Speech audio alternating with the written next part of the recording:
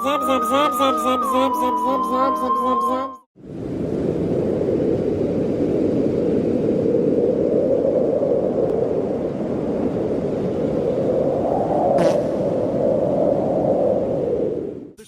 Wait for it. Forget about clumsy spatulas. And check this out. We're gonna burn a bunch of mozzarella cheese sausages through, then we can scrape it out into the rest. The secret is that dual hinge could be designed with a 3-inch ceramic surface and a silver stick. Fuck. Burnt on cheese slides with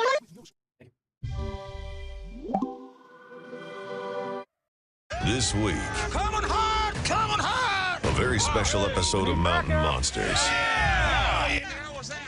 Trapper, he's on us! He's on us! Favorite trapper ever built. It's clear to say that my mother wasn't thrilled about the fact that I'd fallen into a mountain monsters obsession during the worldwide lockdown, but in all honesty, she was happy that I didn't get hooked on crack or something, so really it could be worse. You know, shit, getting hooked on something actually might have helped my Overwatch gameplay, so thanks for nothing, Mom.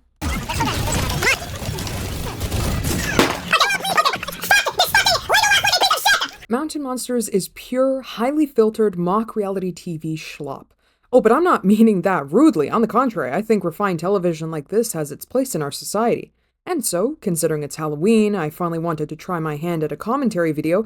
Let me make this special by taking a look at Season 5 Superfan Edition. I also apologize if you hear a little droning in the background. I am on my spaceship at the moment, and there are some aliens running around. Let me do a quick rundown before we begin. What exactly is Mountain Monsters?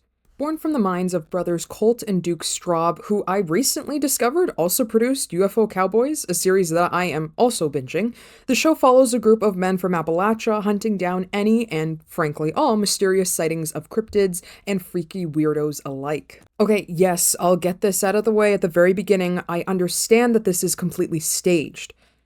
Or is it? Nah, it's fake. Sounds are pumped in, they barely get any sort of content for most of the show. Bill is either high on coke or bravado for most of it. I like it right there! But it's fun, something you rarely get in this sort of scripted reality TV. I mean, you know how cool it would be if Chloe or Kim suddenly mounted Bigfoot's head on the wall? Oh, but Googs, it's not the same. No, it totally is. It's scripted reality TV, just more relatable, and, if anything, they're thicker too. The episode opens up like normal, presenting the team. The team leader is Trapper, who actually very unfortunately passed away in 2019. As I had joined this watch journey a little late, when his death was brought up in the series, I genuinely thought it was part of the show, like he'd just pop up again with some secret info he dug out of the local bog, but no, Trapper had actually passed away from a very sudden illness. I'm 64 years old now, and I don't care if I live to be 140. I'll never meet another man like Trapper Tice. Amen to that. I talked to Trapper's family and told him that we was getting together. But when they're all sat around a campfire and talking about the next werecat they're gonna blow to smithereens, it's kinda like getting hit by a truck hearing their team leader actually died. I mean, screw it, shoot the shit, man. Say he went out beating the shit out of a Sasquatch. I'd buy it. I'm not moving! Go easy on him. Go easy. Hey. They're looking all around us, and they spot our camera guy in the truck. I enjoy how intricate these plot devices are. This is some fight the dead, fear the living type shit. It wasn't enough that they were getting overrun by Squatch, but now people are their enemies too. Apparently the AIMS team, not to be confused with the AIM movement, I know, indistinguishable, was kidnapped, tortured, but they were nice enough to accommodate Jeff? And annoyed for a couple seasons, to which this was presumably never spoken about again, at least not in later episodes. A Hogan! Damn! A Hogan! A Hogan! What's that all about? Okay, just look at how this fucking thing is edited. Yeah, with the way they cut those eyelids off, I spotted that right off. Yeah, with the way they cut those eyelids off, I spotted that right off.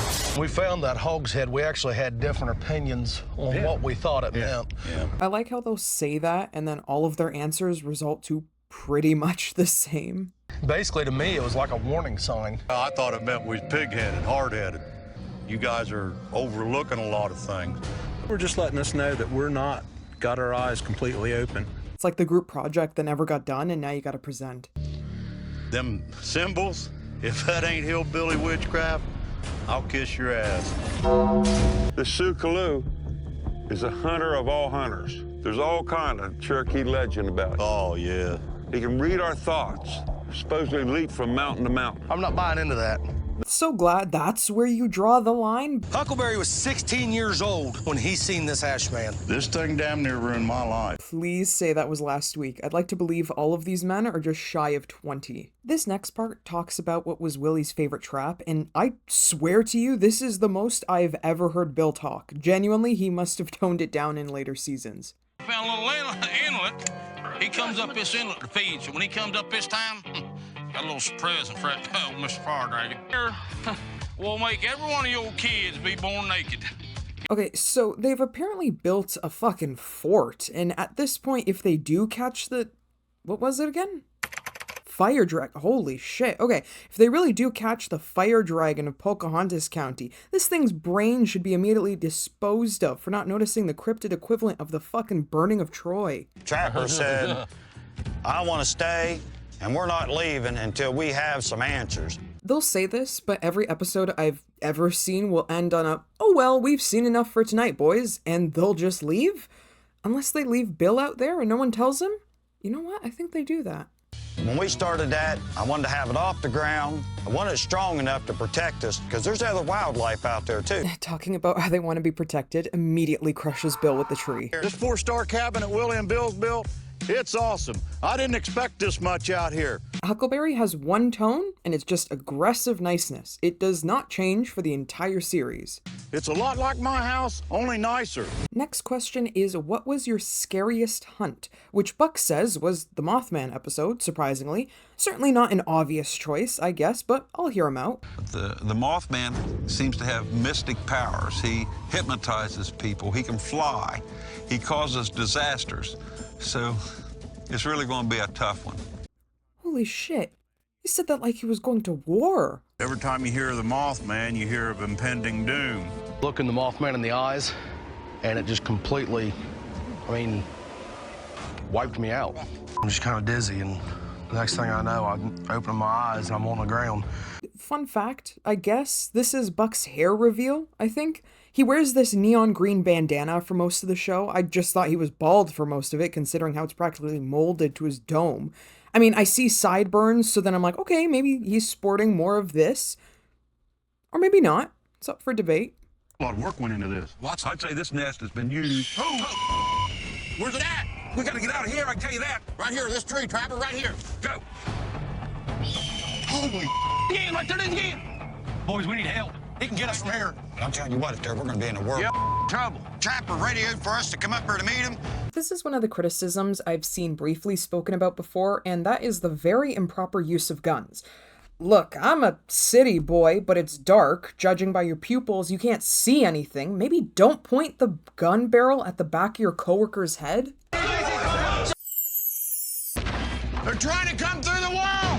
He's in the goddamn wall. They're going to try to get in. We need to do something now. Do it now. Rip this house down, boys. This old house ain't going to hold up very long. Before we move on, in one of the trailers for this episode, I'm pretty sure they just lumped everything together, so everything you just saw, from the Mothman to whatever the fuck this is, was all one scene. And I'm sitting here like, god damn, the Mothman is fucking these guys up. Should have just focused all your time on this dude. Have to have stitches, and the only thing you have to have stitches, and the only thing you... Alright, so the team finds barbecue sauce, Willie goes on to say the Cherokee Devil is his scariest, and we get to witness the mind games this cryptid plays on the team. He told me not to move. Who told you not to move? Who? Him. The Cherokee Devil may be the largest Bigfoot we've ever been after. I like the assumption that this fucking thing needs mind games to tell someone not to move. Genuinely burst out laughing the first time I saw this. Hard cut to him just dead on the floor. Touchdown. Get him rolled up, Jeff. This was the arc that kind of blasted mountain monsters into the public eye, as they really pushed what it was to be a monster hunter, which usually meant taking off your clothes and rolling in mud. What in there? Get him.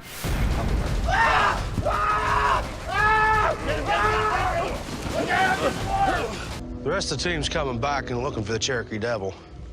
I've already found him. I specifically remember this episode in which Buck says that he hears his mother calling out to him from the woods, and that spurs on his search for the Cherokee Devil. He's in my head, and now I don't know how to get rid of him. You'd think he would fall for it because his mother was sick or frail or dead. No, he fully admits his parents are fine. He describes them at home, all tucked in and probably watching an episode of Mountain Monsters. Like, in all honesty, they could be doing worse.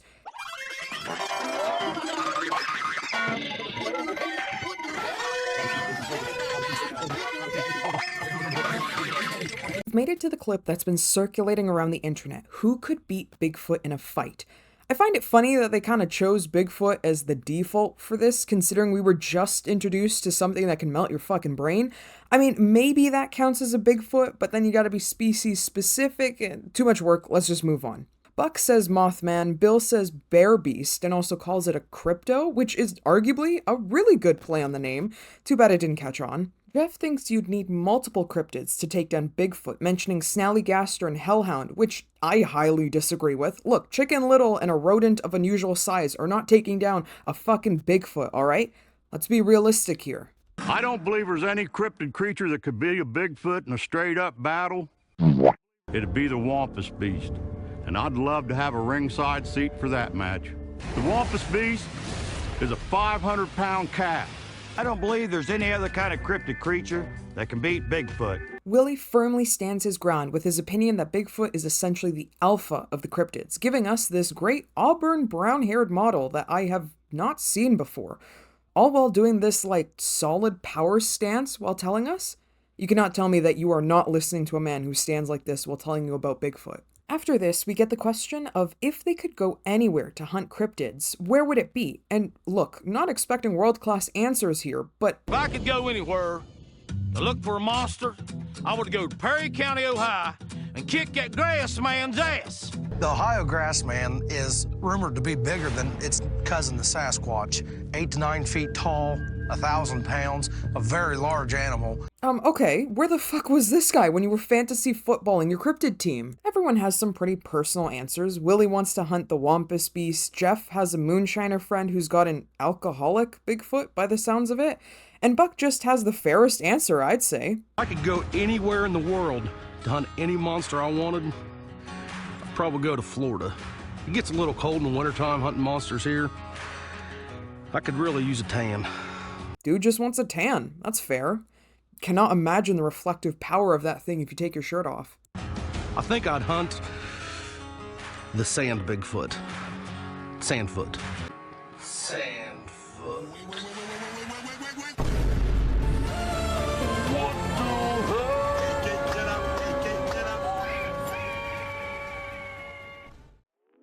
That is the end of this video. Thank you so much for watching. If you did enjoy, you can show your support through liking this video, and if you'd be so kind, please consider subscribing. Every little bit helps. Shit, I mean, even if you hated it, please tell me in the comments.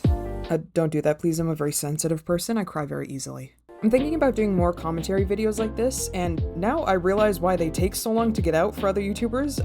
Yeah, they take forever to make, and I've got a lot of shit going on at the moment, so I would really appreciate your patience for future videos. Besides that, as amateur as this thing seems, I'm really proud of it.